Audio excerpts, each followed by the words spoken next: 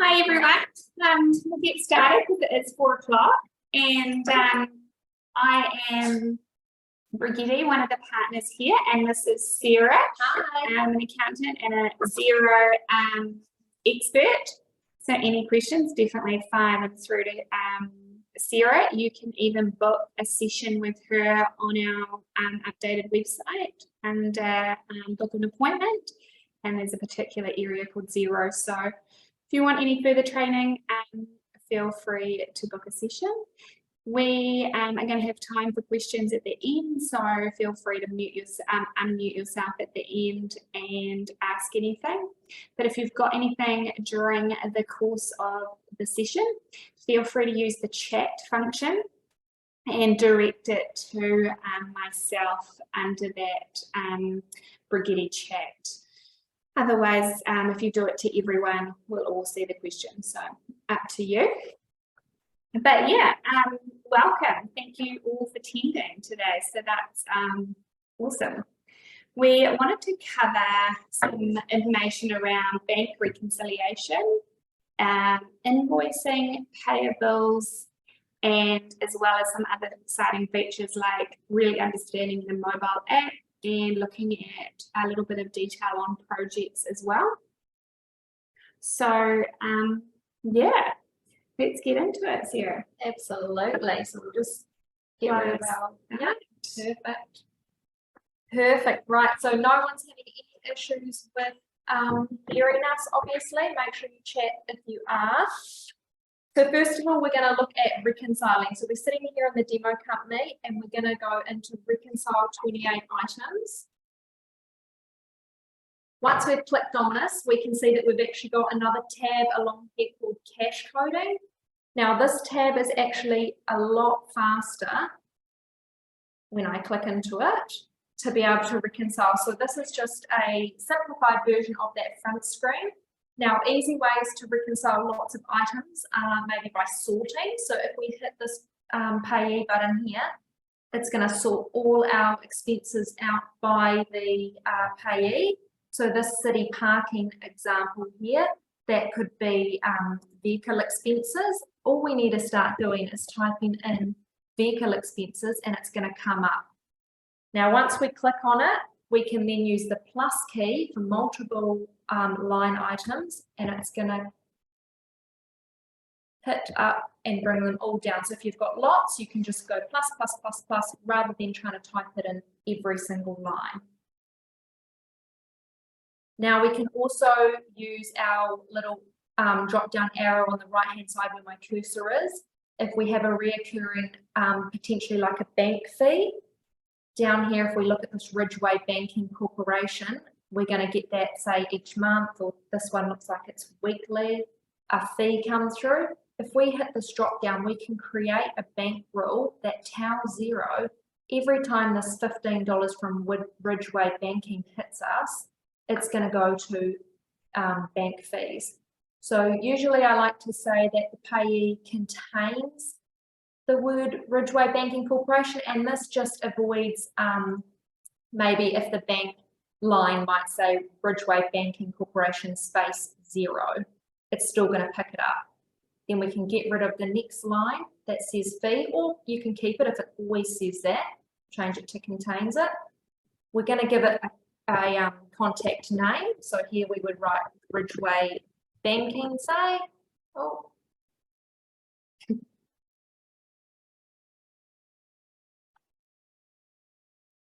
Banking fee. We're going to create it. Then we're going to give it an account. So this particular one, we would say it's a bank fee. Bank fee comes up, it's automatically brought in no GST, which is correct. And we'll just quickly review what we've got. Name the rule, Ridgeway Banking Corporation, and then we will just save it. Now what this is going to do, now you can see here, this line here on the 4th of April, it's automatically picked up as a bank fee because we'd set that bank rule. When we have lots of bank rules, there'll be lots of pre-populated expenses here. So this one is already one for 7-Eleven, being office expenses. And all we need to do is hit save and reconcile all, and they'll all disappear for us nice and easy. We don't want to reconcile on this line for bills that we've already entered into Xero. So if we receive a bill from our creditor and we put it into the system up the top here, which we'll go into further later, we don't want to then reconcile our transaction here. We would then come to the reconcile screen. And when it loads, our bill would be green like this, which we'll talk about a bit later on.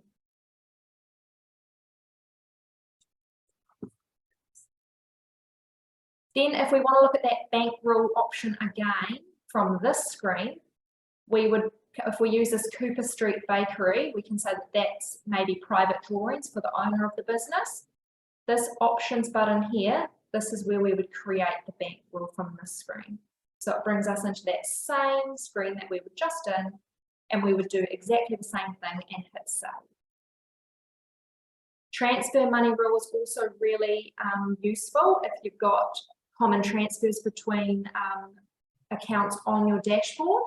So this particular demo company, it's got a checking main account sitting here, and it's got a savings account. So if there's regular transactions getting transferred between these two accounts and they both have bank fees, we can use that bank rule and we can use it as a transfer.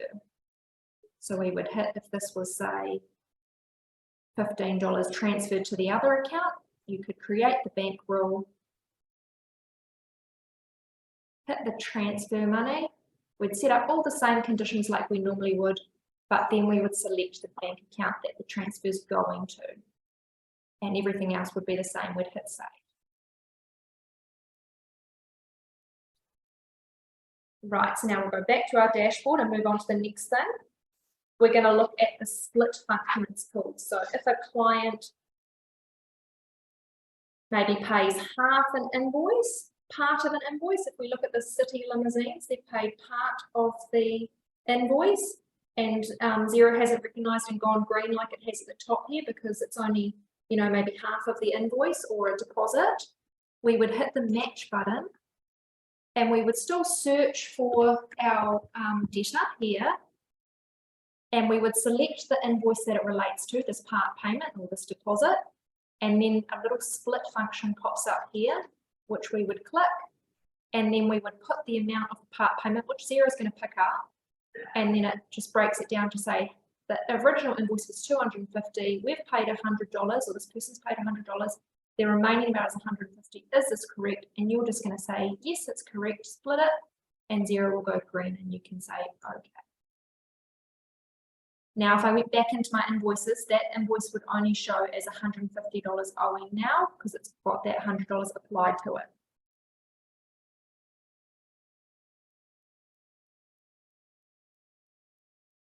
Now we're going to look at a prepayment. So maybe you haven't quite raised an invoice for a customer, but they've paid a deposit. So this Jacaranda Maple Systems, they've paid us $2,000, but we haven't created an invoice yet.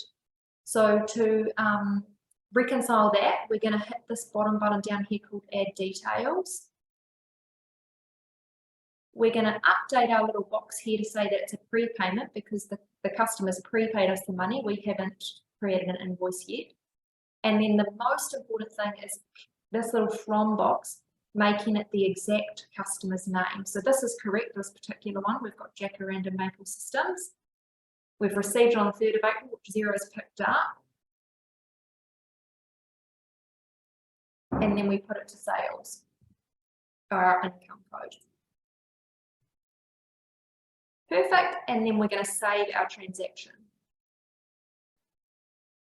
Now, Brigitte is going to talk a bit later on invoicing with regards to that one. So I'll pass you back on over. Thank you, Sarah. That was great. So we do find a lot of clients do have a little bit of issues sometimes with that overpayment and that prepayment function. So if you get stuck, please let us know because it does kind of affect the rest of your debtors and your GST as well. So if we go into invoicing, we wanted to make sure that everyone is aware that there is that new version, and eventually the old classic version that you're probably quite used to will go out of date. Just like the reporting, a lot of the old reports all expiring in July. So the same thing will happen with that layout. So when you go into raise a new invoice, it will automatically default to whatever you were in the last period of time. So as we were in the new version, it's quite easy to just switch back to that classic invoicing, which I bet a lot of you are quite familiar with. But if we use the new version,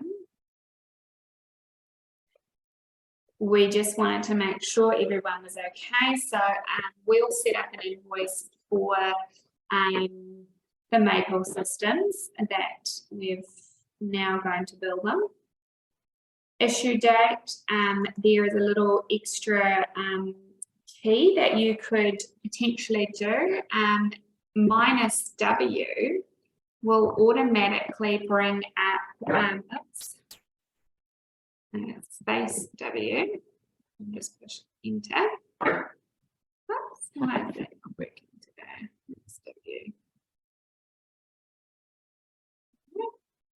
Well, -W is meant to bring up last week. So I definitely worked yesterday. A minute, this is really, well, you can do last W as well. It's probably not going to work either because yes, okay, well, so last W works as well if you type that in, but also -W is meant to work as well. That would pre-populate the previous 7 days. You can also then go +7 if you hadn't already set up your default terms, or you could do +20, for example. So it will automatically use that functionality with that plus key. The invoice number will just generate the next one in the system. Reference is really up to you. And then obviously you're filling down the description, quantity, that usually all just kind of comes through. So we had the system in there before using sales because it had worked out that Maple Systems goes to sales. Just a little inbuilt calculator here. You can do 20 plus 50, it will automatically work out. So without doing the equals in the front, it's exactly like Excel. There is the functionality to use items, which we've found quite useful for kind of like, you know, the small tradie that might just set up labour always on their invoice, or potentially mileage is one that clients add. Once you've set it up, it'll always be on the drop down, but I can just show you where to go. So if you click on business, and then you can use your middle mouse key to open a new tab. And then once we're in here,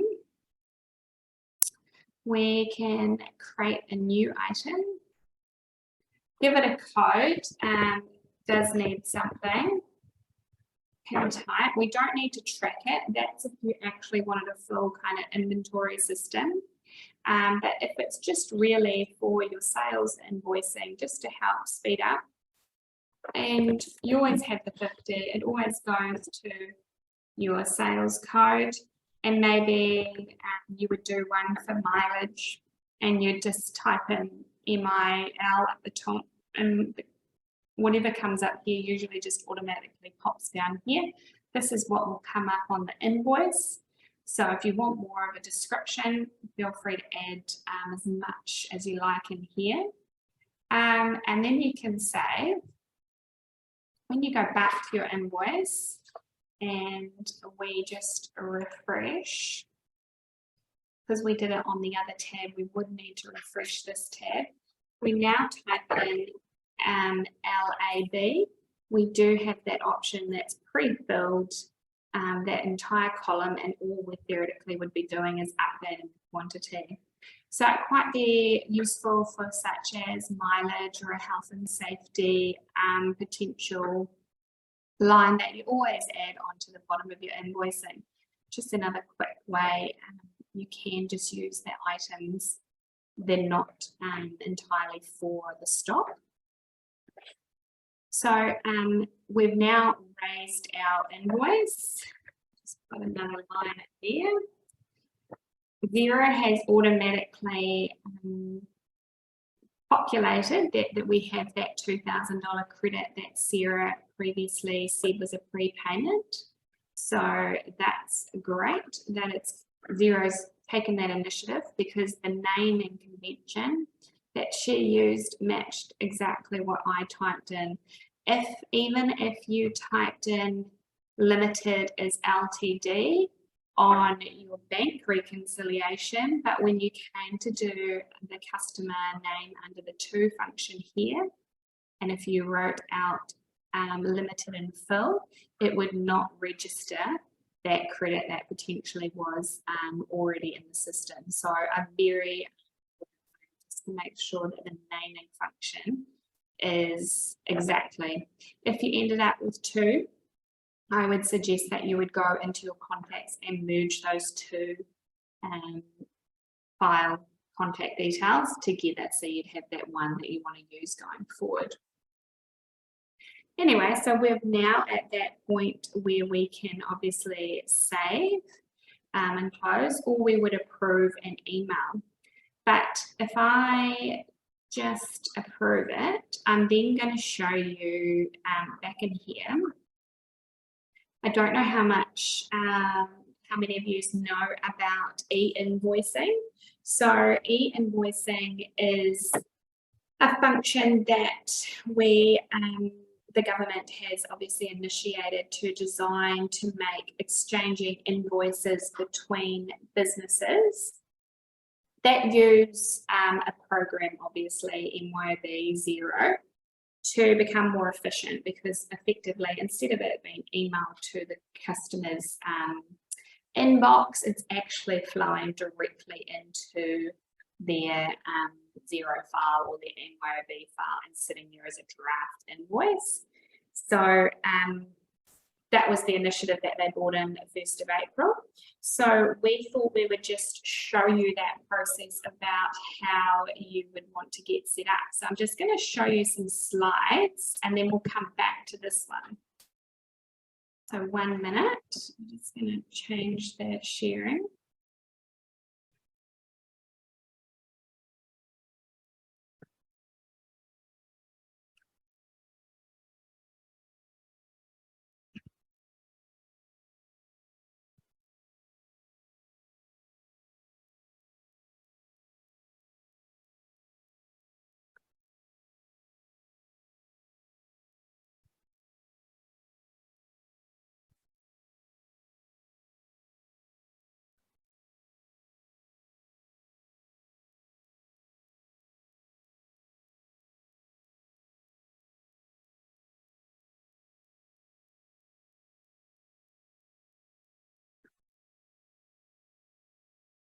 Perfect. I'm just going to play a little bit on saving time. So when you're in your Xero file, under bills to pay, so you have to be obviously on that starter version, the standard or the premium.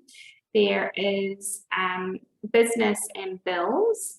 And then on there, I'll show you there's an automatic bill entry as well. So after the slides, I'll go back to that. And you have to register. So this is the screen that will populate up saying, you click on that automatic bill entry, you register to receive e-invoices.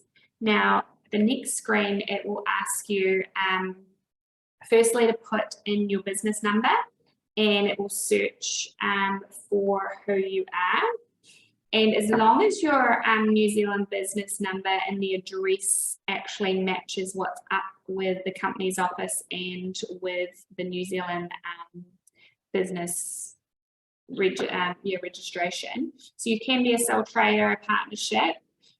When I was doing it for Hunter Withers, I did have a slight problem. The postcode was not up on our New Zealand business register, so I had to go and edit that up there, then come back to Xero. So that is one thing they did. I was looking up and they did catch me out. The postcode needs to be correct. So just making sure that's all set up. You step through, you put your name, and then you'll be ready to go. It will say complete. Then all I would recommend that you would do is just make sure that if you are going to send e-invoices, or you're going to get them from, say, Hunter Withers, you would want to make sure that you go into your contacts and into your default purchase account, and you would select the account that you want it to be coded to as well. So I will go back to Xero and just kind of outline what I've just covered as much detail as possible.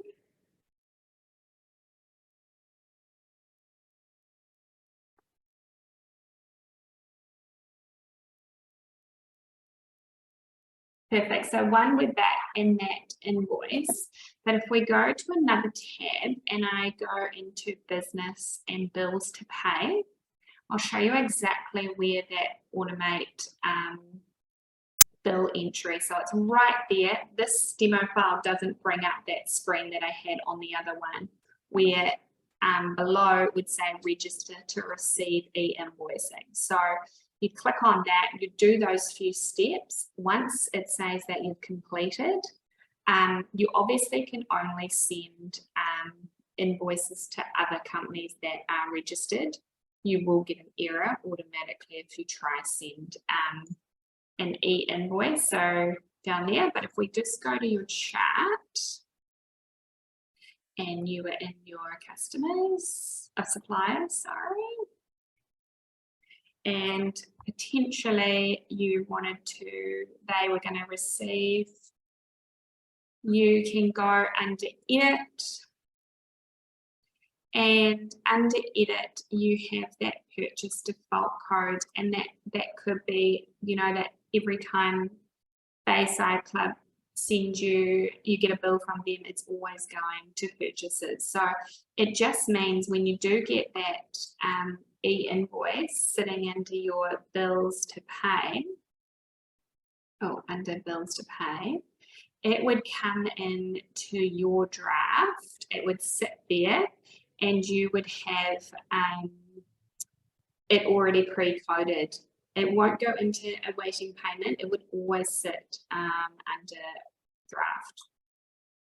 But if you were actually going to send an invoice through the new e-invoicing, at the bottom of all your invoices now, you will have that function, but it's only in the new invoicing. So you would, if you are in the classic, you won't see it. You'll need to move into the new invoicing and turn it on. And then you can approve and send.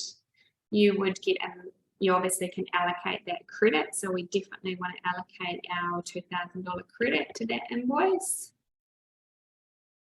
And then we will get an error because we're not registered under this demo file for e-invoicing. If we were, you will get an error automatically if the entity that you're sending it to doesn't have e-invoicing. But if it does and you have set up, the other thing you will need to set up is making sure that their NZB number is loaded into your Xero. So under your customers that you are going to send invoices to, you also would need to make sure their NZB number is all entered. So again, under contacts, you have the details at the bottom here.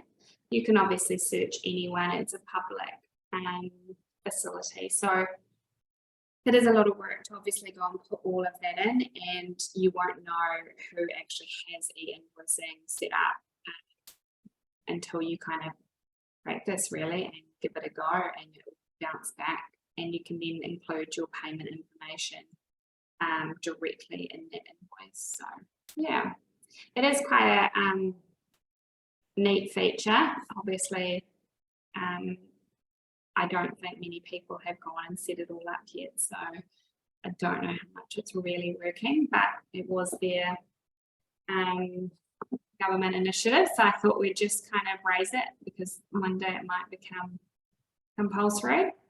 So yeah, you'll obviously see the invoice. The other thing I wanted to remind everyone is there is that function to turn on invoice reminders. Currently it's off, but you can just turn it on. You can then go and turn it off for specific clients as well, or customers. So by clicking it, you can edit the wording that you want to send as well. There's obviously the default. You can say, you know, don't remind anything under $1 or $100, for example, and save that. If you wanted to turn it off for a particular customer, again, under that contacts, under customer, you can click on them, and then automatically just on the side here, it says invoices reminders on. So you can go into your options and you can just turn it off. So very easy to turn it on as a bulk and then turn it off for anyone that you potentially know. The only thing is, if you don't keep your reconciling up to date, you know, you might be sending out invoice reminders and people have actually paid. It's because you just haven't reconciled your bank. So there is that kind of warning. So yeah. I will pass you back to Sarah, and if there's anything, there's no questions coming through, feel free again to put anything through in that meeting chat, and we'll be more than happy to answer as well. Perfect, thanks Brigitte. Now we'll move on to our bills, our payables, our creditors, whatever you'd like to call them. So under our business tab here, we've got bills to pay. So that's the bills we've received from, say, Vodafone, from our purchases, from you know, the power company, anything like that. Xero's got this really funky cool function where you can actually automate, they're called email to bills. Bills to email, that's what it's called right here. Now it means that every Xero file has this unique code here. You can copy this and save this to your just Outlook emails or Gmail emails, whatever you've got, and name it Xero bills. And then every bill that you receive, say from Vodafone for your phone bill each month, and it's a PDF copy of the bill, you can just forward that bill with no details in the email onto that unique email address, and it's going to come into Xero and sit under your drafts here. Now, this is a bill that we've sent before the meeting today, just to get it prepared. It clearly says that it's a forwarded bill. So it's a bill that we've forwarded from Brigitte's power bill. We've forwarded it to here to say, and it's got a copy of the bill here, which is the PDF. And then the right hand side is what we want to tell Xero this bill is for. So anything with a Thunderbolt, which we can see here, the 27th of March and the 11th of March, has a Thunderbolt. Now Xero has picked that up and said, hey, I can see that the date of this bill, if I zoom in, because I know it is quite low.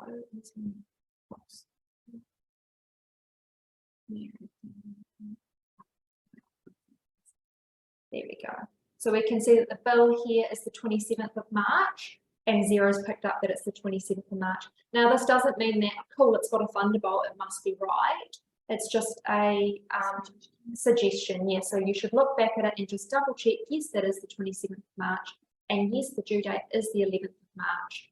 We're going to update the from if it hasn't picked it up already as to who the creditor is. So in this instance, it's Genesis Energy.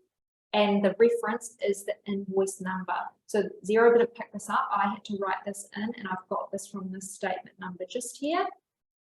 And then the other things we want to update, if Xero hasn't already, is our quantity and our unit price. So that's literally the amount of the bill. So we're going to say it's $309 and it's our power bill, so it's going to power. Xero's picked it up that that's a GST code, and all we need to do is approve that down here. And I'll approve it. Now, when that 309, oh, our totals do not match. Now, quick guess, that's because I put it as GST exclusive and it should be inclusive. 309 and 309. So we're going to approve that now. Now, when I actually pay that $309.58 out of my bank, or most likely be a direct debit to be fair, it's going to come up green. Now, it won't come up, there won't actually be an example here because the demo company is not paying Brigitte's power bill. She wishes. But it would just come up green like this Truxton property management bill here. And we would just double check that, yep, our dates are very similar. That's the right bill, the amount and the person matches. And we would just click OK and it's going to disappear for us. Now we've also got the function of batch payments. So if you pay maybe on the 20th of every month and you pay multiple suppliers, Xero's got a batch payments options. So we want to hit the awaiting payment tab. So these are the bills that we've put in here. That Genesis Energy one will be in here. There it is there. Got our bill always attached. I didn't actually say that, but that PDF will follow that bank line everywhere it goes. So that means that Brigitte will now be able to get rid of that Genesis Energy bill out of her emails because Xero has got it. And the IRB is happy for you to keep your PDF copies of your bills in any cloud base like Xero.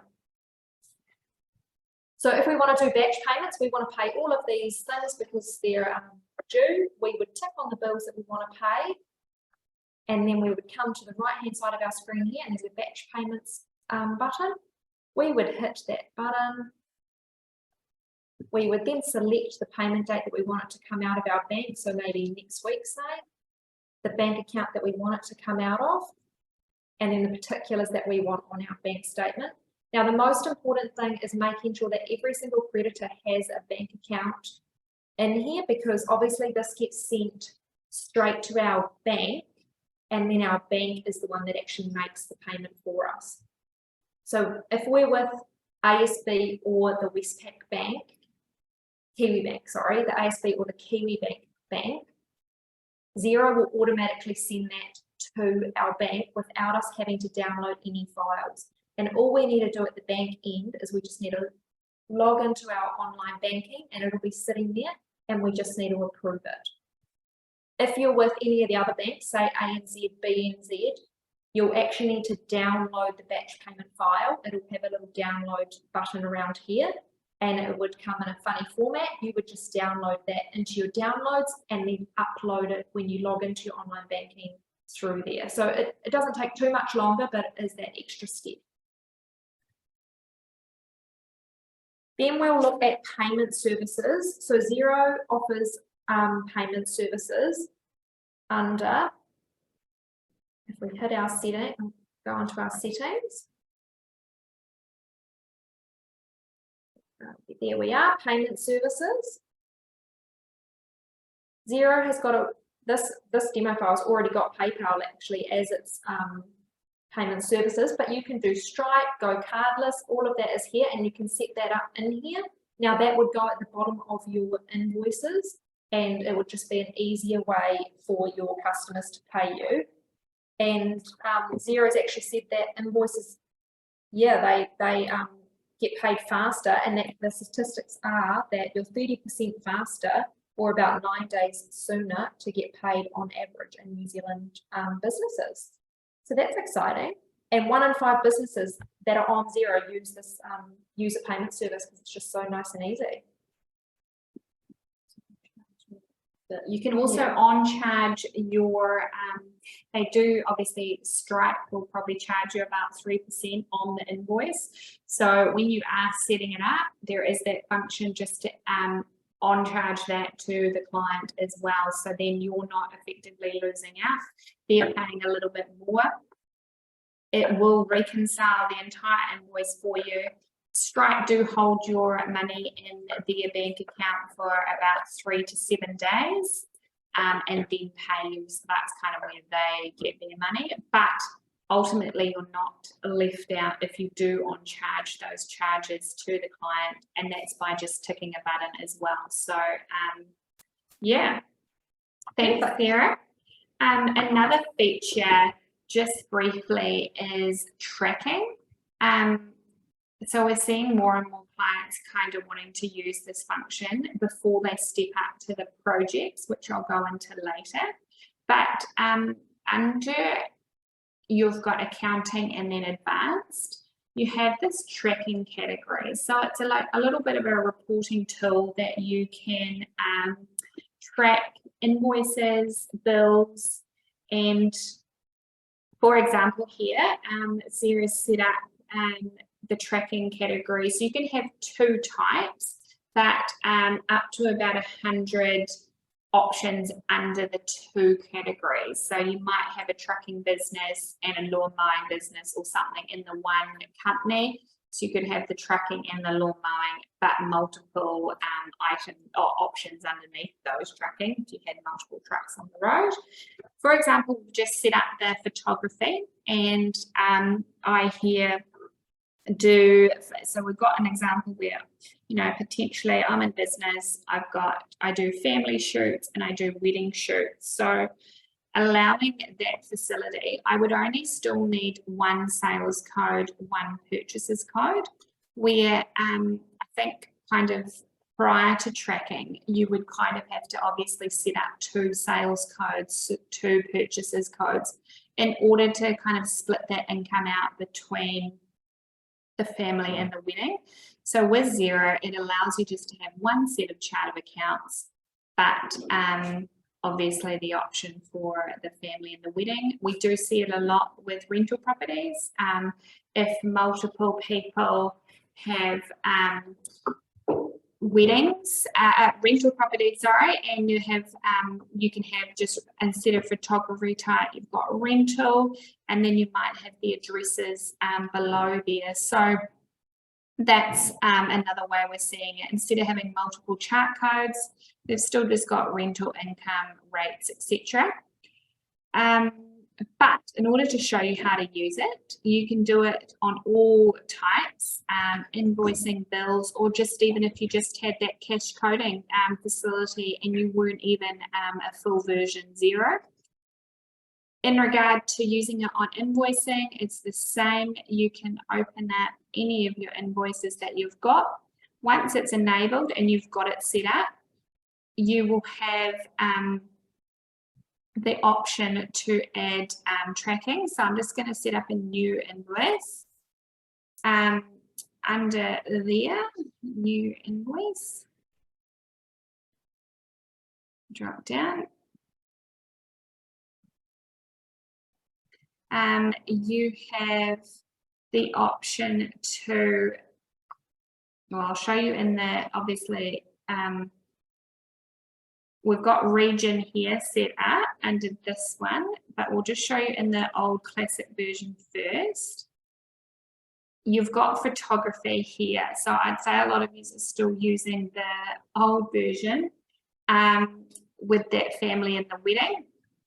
But with the new version, you will add details. Oh, you can add details by adding your logo, that's fine. But there will be add fields. I think I've got to just enable that branding. Oh, there it is, region. Why is that not coming in? Well, that's actually a bad example. We'll just do the standard version. So there is different branding versions that you can have. The option to send out invoicing, but I will find out exactly where that's gone because it should be just populating straight up here. I'll just check that if I don't add it, it doesn't come in. No, it doesn't. It's very odd. That is meant to have had another bracket. So I will check that one out. I will come back. Sorry about that. We will go to bills. as well. It's the same function as the new bill. You've got that photography in there. And then again, when you're just using the basic standard GST or cash book or the non-GST, you can also add it under any spend money or receive money. So you've got smart agency, you would normally just type in who, the what, the code, and then you always have the drop down between family or wedding. And then okay, if you were in the cash coding screen, you also have that type there. So again, like Sarah said, you can go search payee, business vehicle, and then you could type in the wedding.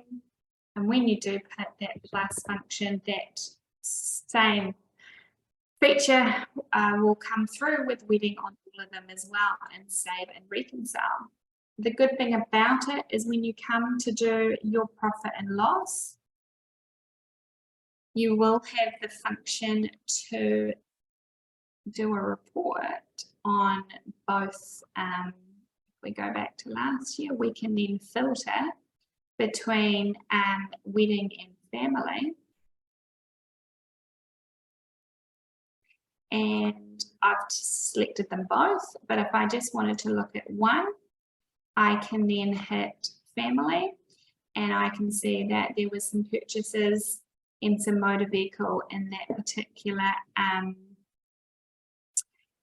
type of tracking. And again, with the wedding, we can do the same kind of concept where you're ticking, and then there was only $52 worth of wedding expenses. So it is a good way. You can obviously do a lot of reporting under edit layout. Xero has been doing a lot of work under there at the moment. So you can go add column and choose the photography type. So by doing that, again, photography type, you can get rid of those two ones and look at this, choose the tracking wedding and choose the tracking for family. You can obviously change the date range in here again, and then update. So a good easy report to then see each area of your business if you are using that tracking facility. And then it gives you the net profit for each as well. So really handy. We also wanted just to remind everyone about files. So under the demo company or the name of your organization, you'll have that drop down where it says files, and you can then upload anything or set up different folders. We're seeing a lot of clients making sure they're putting up their assets, their loan documents, their bank reconciliation. You can send anything to this particular upload and store it here. So for the IOD's purposes, where you can store everything online, like Sarah said, you can just save again that into your Outlook or contact folder, and it will just populate straight into here. So just another feature to add. Okay, so we're gonna cross over to my mobile. So let's have a look at the mobile app. Just give me a minute to take that ownership across. I'm going to share my screen on my mobile app. So I'm going to go screen, start broadcast. Now, it's just thinking. You go buy these new phones and they don't even work very fast. It's lovely. We'll just get that. Yes, I want to continue. So you should be able to now see the Xero screen. So obviously I don't know my password, so that's really handy.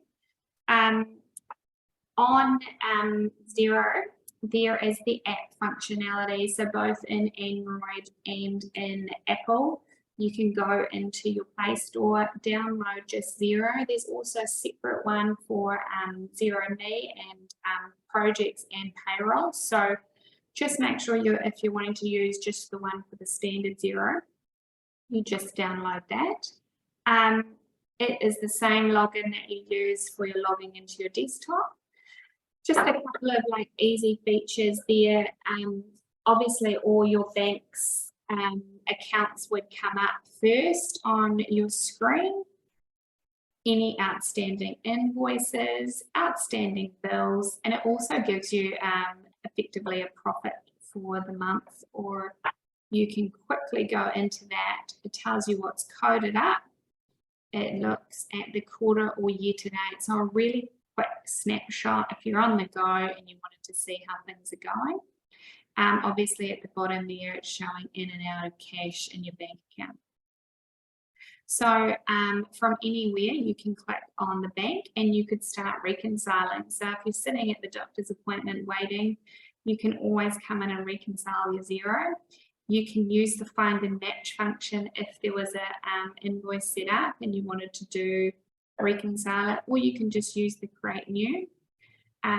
What was it for? So you might start coding or start just typing if you haven't already seen one. Might choose it. The date will automatically come up. You have to give it an account, so deciding what that was for. If you had tracking available, this particular demo file that I'm using has regions. You can enable that. Otherwise, you can attach the receipt. So if you have got the receipt handy, obviously Xero comes from the day before, so you might not have it in front of you. And then you can just hit save. So real easy, that one's reconciled, the next one will just populate straight away. You can go back. You can also look at all your invoices. So really easy to then just look at your overdue. You can just go straight here, option, send again. So very easy. You can obviously attach, preview and share as well, or edit it. So it gives you all of the functions. You can also then create a new one by the plus button at the top. So you can, your contacts will be the exact same contacts throughout all of Xero. Select the client or type in if it's a new one. Put the date, the due date, 7 days from the date of invoice. Oops, yep, 7 days from last week. That's correct. It's going to automatically be tax exclusive. Add the item if you've already got items set up, or you just type in the description if you haven't got that set up. So we might go later and we might give it a code sales automatically. Oops, yeah, give it sales. Select a region, quantity 1 and $100. So real easy to create an invoice right on the go. You can attach files as well, save, and you've got the option to send or just sit there as approved. So send, off it goes to whoever I might send it to. So real easy. Again, you can also sit there and do all your bills, adding in new bill or a purchase order. So very easy. You've got all of your contact information as well. They're constantly working on the Xero app. So yeah, the only other thing I wanted to just say is the 3 little dots at the top. You've got files, and that's again where you could then go add files and take a picture. So if you've got that vehicle fuel receipt, the tiny little piece of paper, and you're going to just throw it away, go into your Xero on the app, click those little 3 little dots at the top, hit files and upload the picture or take a photo straight there and then. So you've got that stored. Awesome. So I'm going to go back to the main screen. So just bear with me.